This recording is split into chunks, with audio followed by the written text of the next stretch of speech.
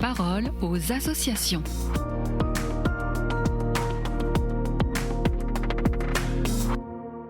Bienvenue dans la parole aux associations. Aujourd'hui, je suis avec Thibaut Hirschauer. Bonjour. Bonjour. Alors, vous dirigez le pôle Solidarité et Secourisme de l'Ordre de Malte. Et en cette fin d'année, vous vous apprêtez à inaugurer une maison Malte à Toulon. Qu'est-ce qu'une maison Malte ? Alors une maison de Malte, en fait, c'est un lieu de rencontre où l'hospitalité, donc qui est le cœur de l'ordre de Malte, est au centre de l'activité qu'on peut être amené à découler. Alors qu'est-ce que ça veut dire l'hospitalité? Tout d'abord, et qu'est-ce que ça veut dire pour nos bénéficiaires?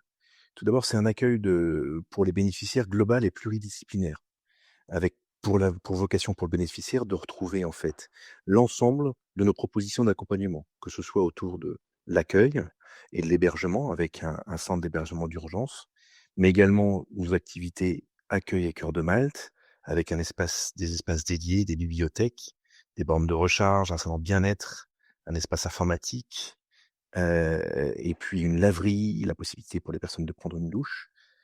Ensuite, une partie table de Malte, avec une partie distribution alimentaire qui sera régulière pendant toute la semaine, et une partie soins de Malte, avec nos activités de consultation médicale, que ce soit en termes de généralistes et de spécialistes.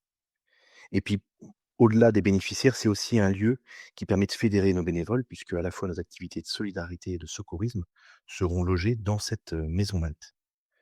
Et enfin, c'est également, une ressource bénévole importante puisque pour pouvoir réussir ce type de projet, on mobilise un peu plus de 70 bénévoles, au service des différents bénéficiaires. Et alors concrètement, comment ce projet a émergé ? Est-ce que c'est compliqué à mettre en place au niveau des partenaires, du financement ?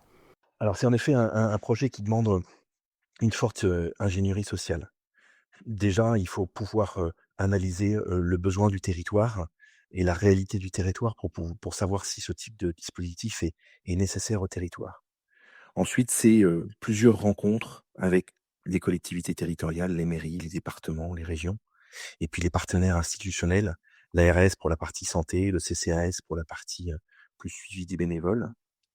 C'est finalement près de 2 ans de travail. C'est aussi un projet, qui peut pas se faire seul. En effet, il y a le support des collectivités et de l'État, mais également un support associatif.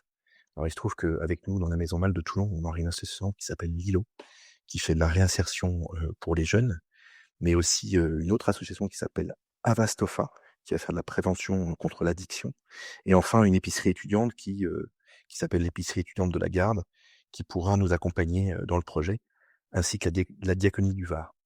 Et enfin, c'est des projets qui sont assez onéreux et donc qui demandent un certain nombre de partenaires financiers. Je reviens pas sur l'État et les collectivités, locales qui nous accompagnent, mais également des financières privées, dont notamment, pour ce projet, la Fondation H, mais également des mécènes avec la mutuelle Saint-Christophe et avec Colas. Donc c'est un projet qui demande beaucoup, beaucoup de temps pour pouvoir rassembler et puis, construire le projet et rassembler tous ces partenaires autour du projet. Eh bien, merci Thibaut pour ce partage et je rappelle qu'on peut avoir plus d'informations sur le site internet ordredemaltefrance.org. Je vous souhaite une très belle journée, à bientôt. À bientôt, au revoir. La parole aux associations.